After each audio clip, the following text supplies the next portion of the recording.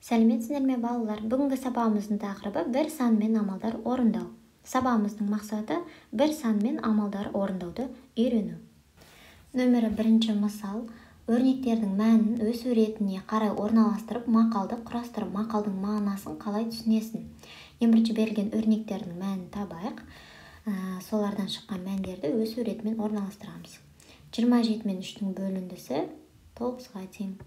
3 пен 9-ның көбейтіндісі 27. 5 пен 8-дің көбейтіндісі 40-ға тең. 6 мен 3-дің көбейтіндісі 18-ге, 9 пен 5-дің көбейтіндісі 45-ге тең. Енді өсу ретімен орналастырдық. Ең кішкентай саннан бастап орналастырамыз. Яғни 9, 18, 27, 40, 45. Енді әрқайсының сөзі сонда бірінші, екінші, үшінші, төртінші, бесінші оқиық. Ағаш тамырымен, адам досымен мықты. Көбейтуді бірдей қосылғыштардың қосындысымен алмастырып есепте, екінші көбейткіш пен көбейтіндінің мәнін салыстыр, қандай қорытынды жасауға болады? Міне бізде бір санына көбейту берілген. Қазір осы көбейтінділерді біз қосумен алмастырайық. Мысалы, 1 мен 2-ның көбейтіндісі. Яғни бір санын өз-өзіне 2 рет қосу деген сөз. Яғни 1 қосу 1 тең болады 2. Мысалы, 1 мен 5-ті алайық. 1 мен 5-дің көбейтіндісі, яғни 1-ді өз-өзіне 5 рет қосу деген сөз. 1 қосылған 1, қосылған 1, қосылған 1, қосылған 1. Тең болады 5. Тағы да біреуін алайық. Мысалы, 1 мен 7-ның көбейтіндісі. Яғни 1-ді өз-өзіне 7 рет қосу деген сөз. 3, 4, 5, 6, 7. Яғни тең болады 7. Мысалы, 1 көбейтілген 2 тең болады 2. Яғни біз екінші көбейткішпен көбейтіндінің мәнін салыстыратын болсақ, екеуі тең. Мұнда да қарайық, 1 мен 5-дің көбейтіндісі тең болады 5. Яғни екінші көбейткішпен көбейтіндінің мәнін ол да тең. Келесі 1 мен 7-ның көбейтіндісі тең болады 7. Екінші көбейткішпен көбейтіндінің мәні тең. Демек, біз бір санына кез келген санды көбейтетін болсақ, сол санның өзі шығады екен.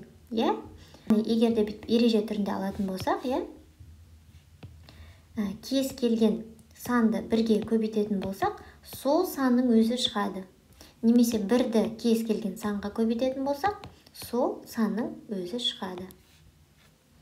Яғни, егерде мына көбейтінділердің барлығын орындап шығатын болсақ, 1-ді 2-ге көбейтсек 2, 1-ді 3-ге көбейтсек 3, 1-ді 4-ге көбейтсек 4, 1-ді 5-ге көбейтсек 5, 1-ді 6-ға көбейтсек 6, 1-ді 7-ге көбейтсек 7, 1-ді көбейтсек 8, 1-ге 9-ды көбейтсек 9. Нөмірі 2 мысал. Есептерге сызба таңда, оларды 2 амалмен шығатындай сұрақтармен толықтыр және шығар. Бізге міне 3 есеп берілген. Осы 3 есепке әрқайсына сәйкес келетін сызбаларды таңдап алайық. Ең бірінші есепті оқиық. Бірінші есеп. Сырым 8 жүйек, ал Санжар одан 2 есе кем жүйек суарды. Есепті толтыруымыз керек. Неше жүйек суарды? Ең бірінші осы есепке сәйкес келетін сызба таңдап алайық. Сызбаны таңдау үшін мына есепте берілген сөздерге қараймыз, мән береміз. Біріншісі бізде белгіліге сырым 8 жүйек суарды, ал Санжар белгісіз одан 2 есе кем. Яғни бізде мұнда маңызды сөз есе кем. Қай сызбада есе кем деген сөз бар? Мына 3-ші сызбада. Демек, 3-ші сызба ол А есебіне сәйкес келеді. Енді бірден осы есепті толықтырып жіберейік. Яғни 2 амалмен орындалатындай біз толықтыруымыз керек. Мысалы, 1 амалмен орындалатын болса, онда біздің сұрағымыз былай болар еді. Санжар неше жүйек суарды? Осылай сұрақты құрастыратын болсақ, онда 1 амалмен орындалады. Бізге 2 амалмен орындалатындай болу керек. Олай болса, біз не істейміз? Балалар барлығы қанша, яғни неше жүйек суарды? Сонда балалар барлығы неше жүйек суарды. Сонда бұл есеп 2 амалмен орындалады. Мақсат 12 килограмм алма, ал Ануар одан 4 килограмм кем алма жинады. Мұнда толықтырамыз. Неше килограмм алма жинады? Яғни бізде белгілі мақсаттың 12 килограмм алма жинағаны. Ануардікі белгісіз, бірақ не белгілі? Одан 4 килограмм кем жинағаны белгілі. Яғни біздің керек сөз кем. Қай сызбада кем деген сөз бар? Яғни мына екінші сызба есебіне сәйкес. Демек, үшінші сызба Б есебіне сәйкес. Екінші есепті толықтырайық. Екі амалмен орындалу үшін не істейміз? Барлығын табамыз. Яғни барлығы неше килограмм алма жиналды. Үшінші есеп. Серуенге 5 ересек адам, ал олардан 3 есе артық балалар шықты. Неше серуенге шықты? Ересек адамдар саны белгілі, балалар саны белгісіз, яғни есе артық, есе артық. Енді сұрағымыз екі амалмен орындалатындай болу үшін не істейміз? Неше адам серуенге шықты, яғни барлығы неше адам серуенге шықты. Бірінші А есебінің шартын жазайық, яғни сырым, сызбаға сәйкес құрастырамыз, сырым 8 жиек, санжар белгісіз, 2 есе кем. Яғни бізге нені табу керек? Барлығын. Шешуі. Ең бірінші екі амалмен орындалады. Бірінші санжар қанша жиек суарғанын табуымыз керек. 2 есе кем болса, 8-ді 2-ге бөлеміз. Сонда 4. Яғни санжар 4 жиекті суарған екен. Енді барлығын табу үшін 8-ге 4-ті қосамыз. Сонда 12 болады. Сонда жауабына балалар барлығы 12 жиек суарды. Екінші есеп. Мақсат 12 килограмм алма. Есептің шартын жазайық. Мақсат 12 килограмм алма. Әнуар белгісіз, одан 4 килограмм кем. Және бізге барлығын табу керек. Яғни балалар барлығы неше килограмм алма жинады, Шешуі бірінші нені табамыз? Ануар неше килограмм алма жинағанын табуымыз керек. Оны қалай табамыз? 4 килограммға кем дейді мақсаттікіне қарағанда. Олай болса 12-ден 4-ті азайтамыз. Сонда 8 килограмм. Яғни Ануар 8 килограмм жинаған екен. Енді барлығын табайық. Барлығын табу үшін не істейміз? Мақсат бізде 12 килограмм, ал Ануар 8 килограмм. Демек, екеуін қосамыз. 12-ге 8-ді қосамыз. Сонда 20 килограмм. Жауабына есепте берілген сұраққа жауабын жазамыз, яғни барлығы балалар, барлығы 20 килограмм алма жинады.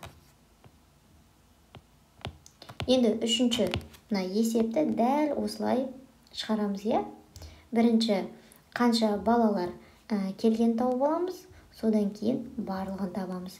Нөмір 3-ші мысал, баған түрінде есептеп, дұрыстығын тексер. 100 пен 24-тің айырмасы.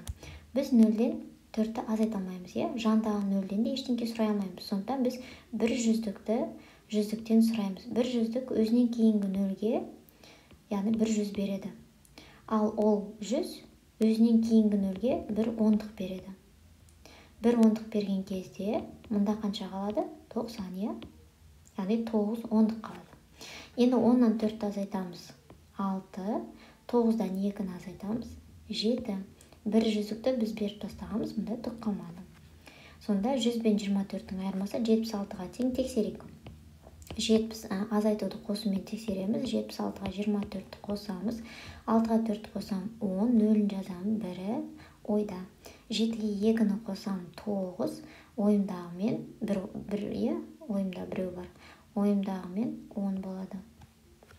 Келесі 61-ден 49-ды азайтамыз. 1-ден 9-ды азайта алмаймыз, сондықтан 6-дан 1 ондық сұраймын. 1 ондық сұраймын, сонда бұл жерде 11 болады. 1, 10, 11 болады. 11-ден 9-ды азайтсам 2. Мында енді 6 емес 5 қалды. 5-тен 4-ді азайтам. Енді тексерейік. 49-ға 12-ні қосамыз. 9-ға 2-ні қосамыз. 11. Бірім ойда. 4-ке 1-ді қосам 5. Ойымдағымен сонда 6 болады. Келесі 29-ға 21-ді қосайық. 9-ға 1-ді қосам 10. 0-ін жазамын. 1-і ойда. 2-ке 2-ні қосам 4. Ойымдағымен 5. Тексерейік. Қосуды азайтумен тексереміз. 50-ден 21-ді азайтайық. 0-ден 1-ді алмаймыз. 5-тен 1 сұрап аламыз. Сонда бұл жерде 10 болды. 10-нан 1-ді азайтамын. 9. Мұнда 4 қалды. 4-тен 2-ні азайтамыз. 2. Қосайық. 17 мен 53-ні қосындысы. Яғни 7-ге 3-ті қосамын. 10. 0-ін жазамын. 1-і ойда. 1-ге 5-ті қосам 6. Ойымдағымен 7. Азайтумен тексереміз. 70-тен 17-ні азайтайық. 0-ден 7-ні алмаймын. Сондықтан 7-тен 1 10-дық сұраймын. 10 болды. 10-нан 7-ні азайтамын. 3. Мұнда 6 қалды. 6-тан 1-ді азайтсақ 5. 50-ге 17-ні қосамыз. 0-ге 7-ні қосам 7. 5-ке 1-ді қосам 6. Енді тексереміз. 67-тен мысалы 17-ні азайтайық. 7-тен 7-ні азайтамын 0. 6-тан 1-ді азайтамын 5. Енді 57 мен 13-тің қосындысы. 7 мен 3-тің қосындысы 10.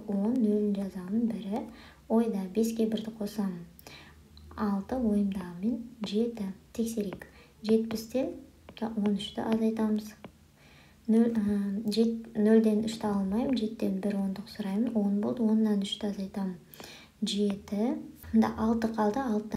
Нөмірі 4-ші мысал салыстыр.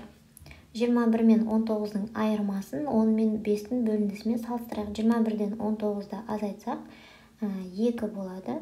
10-ды 5-ке бөлсек 2 болады. Демек, бұл екеуі тең. 18 бен 3-тің бөліндісі 6-ға тең. 2 мен 80-ның қосындысы 82-ге тең. 6 кіші 82-ден. Келесі 8 бен 4-тің бөліндісі 2-ге тең. 43 бен 41-дің айырмасы 2-ге тең. Екеуі де тең. 2 мен 9-ның көбейтіндісі 18-ге тең. 6 мен 3-тің көбейтіндісі 18. Демек, 5-ші мысал өрнек құрастырып, оның мәнін тап. Ең үлкен 2 таңбалы сан мен 77-ның айырмасына ең кіші 2 таңбалы санды қос.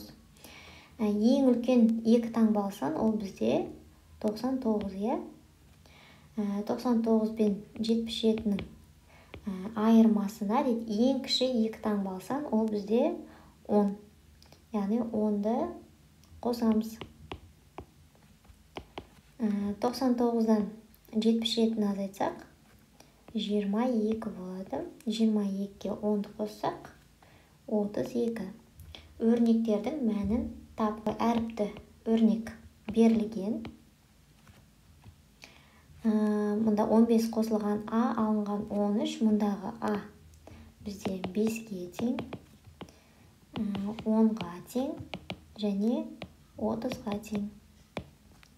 Енді осы А-ның орнына мұна берілген мәндерді қойып, әріпті өрнекті санды өрнекке айналдырып, оның мәнін табайық. Яғни 15 қосылған 5 алынған 13. 15-ке 5 қоссақ 20, 20-дан 13-ті азайтсақ 7. Келесі 15-ке 10-ды қосамыз. Одан 13-ті азайтамыз. 15-ке 10-ды қоссақ 25. 25-тен 13-ті азайтсақ 12. Келесі 15 пен 30-ның қосындысынан 13-ті азайтамыз. Мысалы, мұнда 45. 45-тен 13-ті азайтсақ 22. Келесі екінші әріпті өрнек ол бізде Б алынған 2 қосылған 18-ге. Бұның мәндері 32, 43 және 52-ге тең. Яғни бұның орнына осы мәндерді қоямыз. Сонда 32 алынған 2 қосылған 18. Мысалы 32 мен 2-ның айырмасы 30, 30-ға 18-ді қоссақ 48.